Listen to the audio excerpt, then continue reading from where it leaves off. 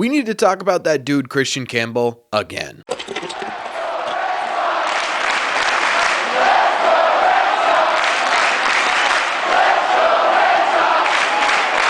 What is going on, everybody? Welcome back to Red Seat Radio. My name is Corbin, and in today's video, we're going to be breaking down the breakout star from last season, Kristian Campbell, and how he could be a perfect match with what the Red Sox are looking for to improve in 2025. But before we get into that, just a heads up, we are going to be live tonight on this channel talking about all the latest Red Sox news and rumbling. So if you want to hang out, talk some Sox, we are going to be here tonight, 7 p.m. Eastern time, right here on this channel. Thank you all very much for clicking on this one.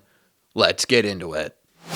Okay, so obviously this isn't our first time talking Campbell on this channel, right? We've talked about him quite a few times actually this season, especially with the meteoric rise he's had through rankings and the Red Sox farm system in general, but I didn't want to solely focus on what he did in 24. I wanted to try and relate it to what he could be in 2025, especially at the big league level. So this video is kind of going to be structured like we did with the Roman Anthony video back over the holidays, and so I wanted to start with where the Red Sox actually can put this guy, because we're definitely going to be talking about his bat a whole lot in this video, but one of the more underrated aspects of Kristian Campbell is his defensive versatility. We see a lot amongst Red Sox fans that the Red Sox, hey, they can't really add anybody else on the batter side of things because we don't want to block Kristian Campbell from coming up, and honestly, I don't think that's humanly possible. Kristian Campbell, over his last 2 seasons in minor league baseball, really his only 2 seasons in minor league baseball, he's played a lot of second base. We know that, right? We are assuming that he's going to be vying for that second base spot come opening day,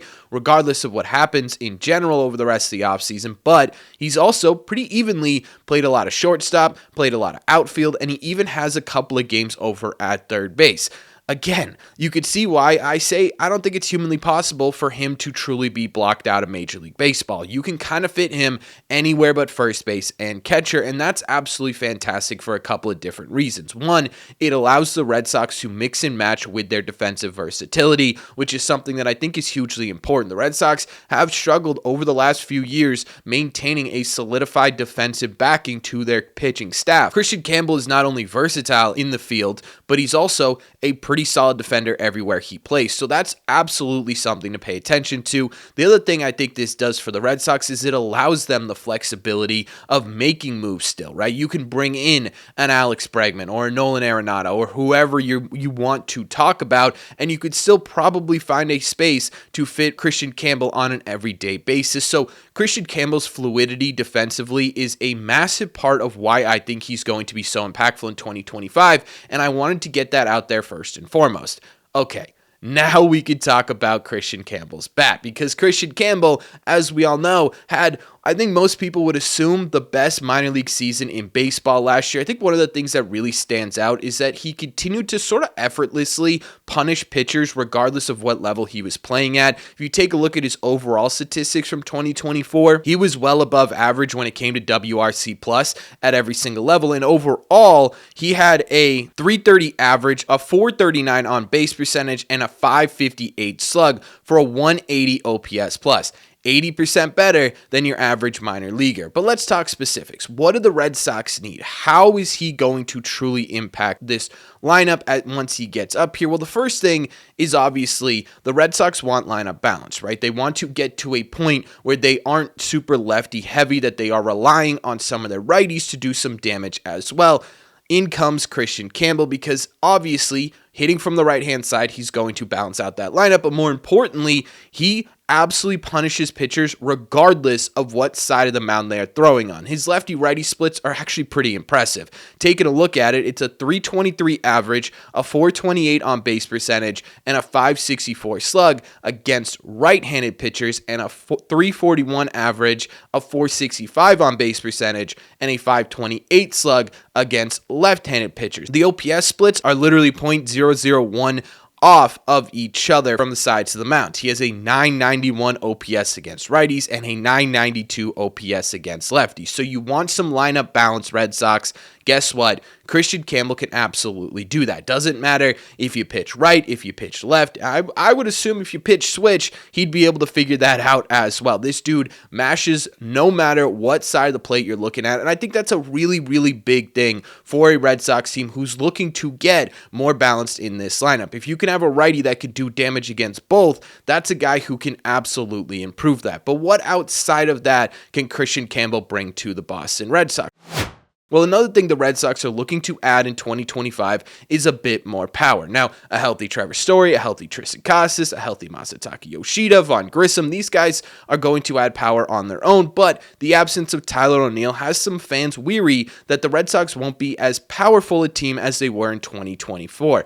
Well, I gotta tell you, Kristian Campbell could go a long way in helping that. This season, amongst all levels in minor league baseball, he put up pretty big power numbers, 20 home runs, 32 doubles in 115 games. If we bring that out to over the course of 162 major league season, that's about 28 home runs and 45 doubles. Now, obviously the question becomes, okay, Corbin, that's great. How does that translate to Major League Baseball? Well, I wouldn't go expecting a 30-30 season from him or anything, home runs and doubles wise, but there is some hope that that power translates pretty well to Major League Baseball, and for a couple of different reasons. One, he was a pull hitter. He had 39% of his contact last season was to the pull side. 81 games at Fenway Park.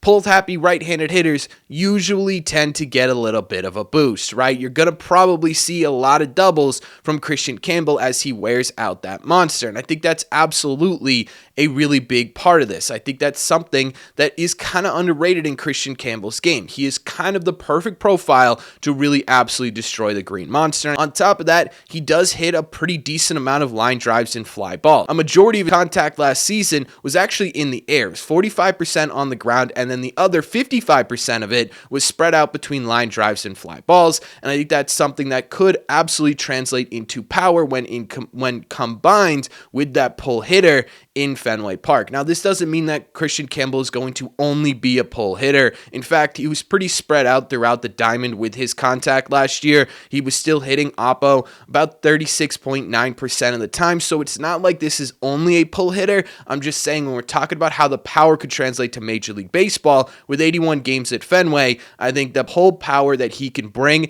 is absolutely a plus. Now, the big thing that I think a lot of Red Sox fans, myself included, noticed about the Red Sox during the 2024 season was their excessive amount of strikeouts, I'll say, right? I actually think this is one of the bigger things the Red Sox need to focus on coming into 2025. There were way too many strikeouts, and we talk about it all the time. This isn't news to fans who have been here for a while. Can Kristian Campbell help with that? You guessed it, he absolutely can, because last season, while there was some swing and miss in his game, overall, it was below league average swing and miss. It was a 19.9% strikeout rate, which would have been well below league average for Major League Baseball by about 2.3%. But what I really love about Kristian Campbell is that he's not afraid to take a walk. He kind of controls the strike zone pretty well. His walk rate consistently over his 2 years in minor league baseball has been over 10%.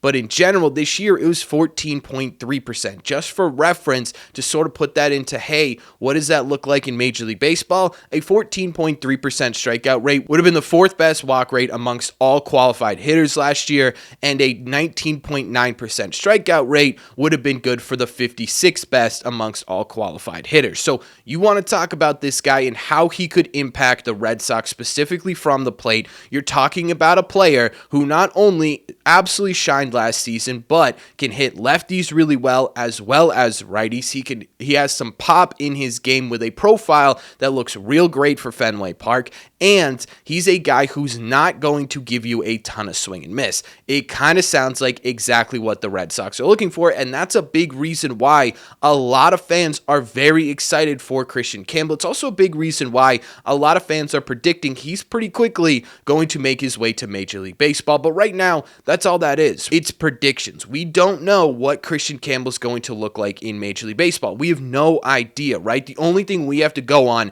are these projections and predictions. And I got to tell you, the projections for Kristian Campbell are looking better by the day. Fangraphs put out their streamer projections for 2025. With Kristian Campbell, they predict that he's going to get a smaller amount of Major League games at 75, but during those 75 games, he's going to have a 265 average, a 364 on base percentage, and a 412 slug for a 114 WRC plus, a 14% better WRC plus than the average hitter in Major League Baseball, with a strikeout rate of 22.9%, so just over league average, which would probably be pretty fantastic for a rookie season, and a 9.8% walk rate, which again would be towards the top, not the top, but towards the top, probably 75th, 80th percentile in the sport, which again, if you could get that from Kristian Campbell right out the gate, I think you're doing pretty well. But Fangraphs isn't the only ones projecting a really solid rookie season for Kristian Campbell. On top of that, over the last couple of days,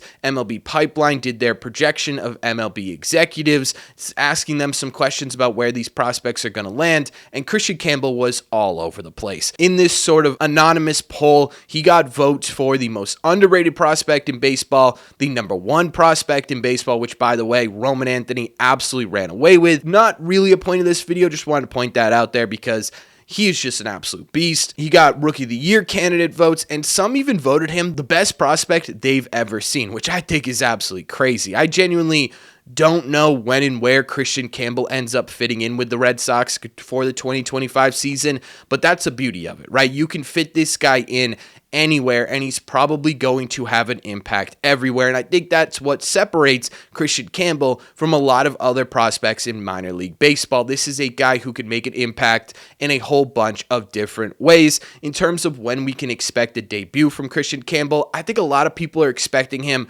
to fight for a roster spot come opening day, depending on whether or not moves are made, and I think that's sort of the big question here, right? Are the Red Sox going to want to rely on him come opening day? Are they going to allow him to continue to develop in minor league baseball a little bit, because he did have only 19 games in AAA? There is a chance the Red Sox sit there and they say, you know what, we're going to get him another 40, 45 games in AAA before we think he's ready to come up. I don't know if I necessarily agree with that. Sometimes guys are just good enough where they don't need a giant sample size in AAA to make an impact at the big league level, but that is a distinct possibility. So I don't really know where or when Kristian Campbell's going to debut. What I do know is that this guy has the potential, when he does debut, to be a true impact player for the Red Sox, to be the prospect that we have been looking for a little bit. The combination of him and Roman Anthony at the big league level could be something that we absolutely need to see. And I just simply can't wait for this guy to debut. And again, he fits absolutely perfectly with where the Red Sox are at need-wise right now. But that's just my opinion. So let me know in the comment section down below, what do you guys think of all this? You took a look at exactly how he could impact 2025. Does it make you more excited? Does it make you less excited? And when do you think Kristian Campbell makes his major league debut? Let me know all your thoughts in the comment section down below. As always, if you made it to the end of this video, do me a favor. Make sure you guys have hit that subscribe button if you haven't already. If you're new here, we talk Red Sox content almost every single day. Also, make sure you guys have hit the like button on this video as well. It simply helps these videos out a ton, and it's the best way to let me know you're enjoying the content. Don't forget, if you want to listen instead of watch these episodes, all you got to do is head over to your favorite podcasting app and look up Red Seat Radio. Thank you all very much for clicking on this one, and I will see you tonight, 7 p.m. Eastern, for our live stream, and of course, as always, in the red seats.